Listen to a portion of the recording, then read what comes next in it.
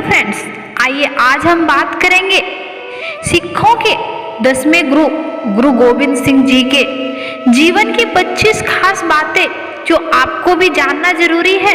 सिखों के 10वें गुरु श्री गुरु गोविंद सिंह जी का जन्म पौष सुदी 7वीं सन 1666 को पटना में माता गुजरी तथा पिता श्री तेज बहादुर जी के घर हुआ। उस समय तेज बहादुर जी बंगाल में रहते थे और उन्हीं के वचनानुसार बालक का नाम गोविंद राय रखा गया था। पंजाब में जब गुरु तेज बहादुर जी के घर सुंदर और स्वस्थ बालक के जन्म की सूचना पहुंची तो सिख संगत ने उनके आगवानी की बहुत खुशी मनाई। उस समय करनाल के पास ही सियाना गांव में एक मुसलमान संत फकीर भिखन शाह रहता था। उसने ईश्वर की इतनी शक्ति और निष्काम तपस्या की थी कि वह स्वयं परमात्मा का रूप लगने लगा। पटना में जब गुरु गोविंद सिंह का जन्म हुआ उस समय भिखन शाह समाधि में लिप्त बैठे थे। उसी अमावस्या में उन्हें प्रकाश की एक नई किरण दिखाई दी जिसमें उसने एक नवजात जन्मे बालक का प्रतिबिंब भी देखा। भिखन शाह को यह समझते देर नहीं लगी कि दुनिया में कोई ईश्वर की प्रिय पीर का अवतार हुआ है। यह और कोई नहीं, गुरु गोविंद सिंह जी ही ईश्वर के अवतार थे। गुरु गोविंद सिंह जी वह व्यक्तित्व हैं जिन्होंने आनंदपुर के सारे सुख छोड़कर माँ की ममता, पिता का साया और बच्चों के मोह छोड़कर धर्म की रक्षा का रास्ता चुना। गुरु गोविंद सिंह जी की सबसे बड़ी खासियत यह थी कि वह अपने आप को औरों जैसा सामान्य व्यक्ति ही मानते थे। गुरु गोविंद सिंह जैसा ना कोई हुआ और ना कोई होगा।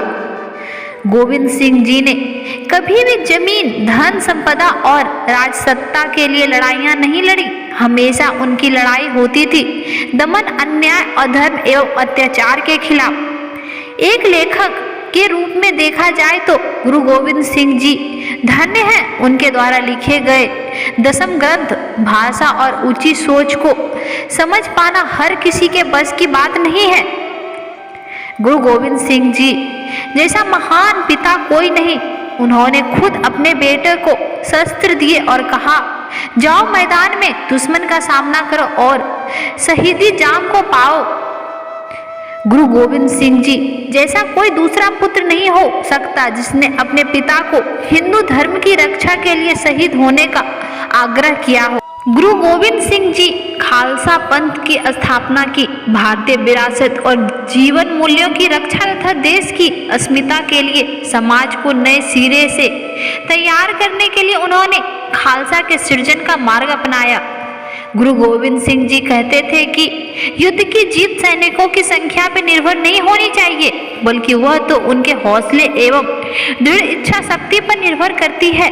जो सच्चे उसूलों के लिए लड़ता है वह धर्म योद्धा होता है तथा ईश्वर उसे हमेशा विजयी बनाते हैं। सिख धर्म के 10वें गुरु श्री गुरु गोविंद सिंह ने गुरु गद्दी पे बैठने के पश्चात आनंदपुर में नए नगर का निर्माण किया और उसके बाद वह भारत की यात्रा पे निकल पड़े। इस दौरान उन्होंने जगह जगह सिख संगत की स्थापना की। गुरु गोविंद सिंह जी के दरबार में तकरीबन 52 कवि थे। उन्हें कला साहित्य के प्रति अपार प्रेम था और संगीत वाद्य यंत्र दिलरुबा का आविष्कार भी उन्होंने ही किया था। गुरु गोविंद सिंह जी सिखों के 10वें गुरु हैं। गुरु नानक देव की ज्योति उनमें प्रकाशित हुई, इसीलिए उन्हें 10वीं ज्योति भी कहा जाता है।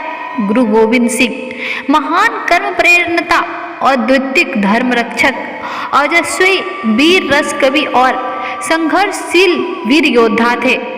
गुरु गोविंद सिंह जी में भक्ति, शक्ति, ज्ञान, वैराग्य, समाज का उत्थान और धर्म और राष्ट्र के नैतिक मूल्यों की रक्षा हेतु त्याग एवं बलिदान की मानसिकता से ओतप्रोत अटूट निष्ठा तथा दृढ़ संकल्प की अद्भुत प्रधानता थी। गुरु गोविंद सिंह जी ने अपने जीवन का हर पल परोपकार में व्यतीत किया।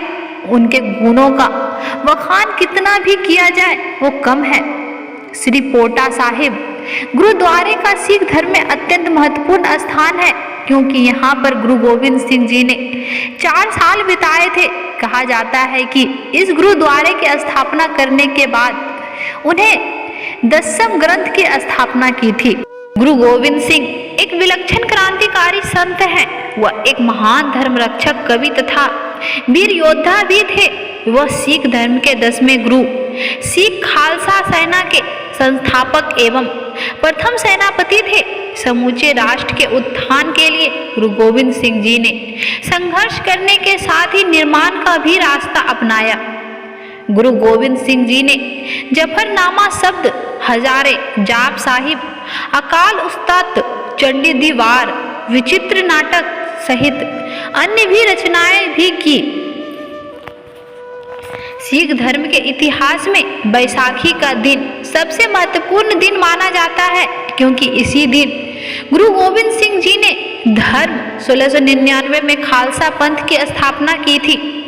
गुरु गोविंद सिंह जी कहते थे कि धर्म की किरत करनी, यानी अपनी जीविका ईमानदारी पूर्वक काम करते हुए चलाएं।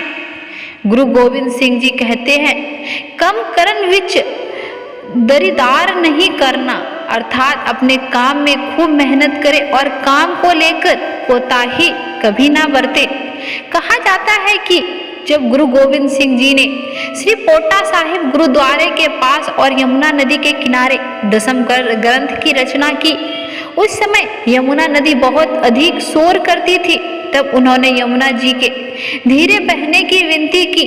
तब से यमुना जी बिल्कुल शांत हो गई और आज भी वह शांति से ही बहती है। गुरु गोविंद सिंह जी के अनुसार मनुष्य को धन जवानी ते कुल जात दा अभिमान ना करना, यानी अपनी जवानी, जाति और कुल धर्म को लेकर मनुष्य को घमंड नहीं करना चाहिए। त्याग और वीरता की मिसाल गुरु श्री गोविंद सिंह जी ने बाल विवाह, सती प्रथा, बहु विवाह, लड़की पैदा होते ही मार डालने जैसी बुराइयों के खिलाफ अपनी आवाज हमेशा बुलंदी के साथ उठाई थी। गुरु गोविंद सिंह जी ने 1708 को नारंदे साहिब में दिव्य ज्योति में लीन हो गए।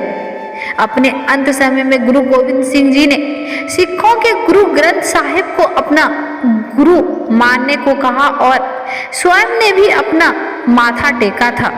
तो दोस्तों, आपको ये वीडियो कैसी लगी कमेंट में जरूर लिखें। ऐसी ही वीडियो पाने के लिए हमारे चैनल को सब्सक्राइब करें। धन्यवाद।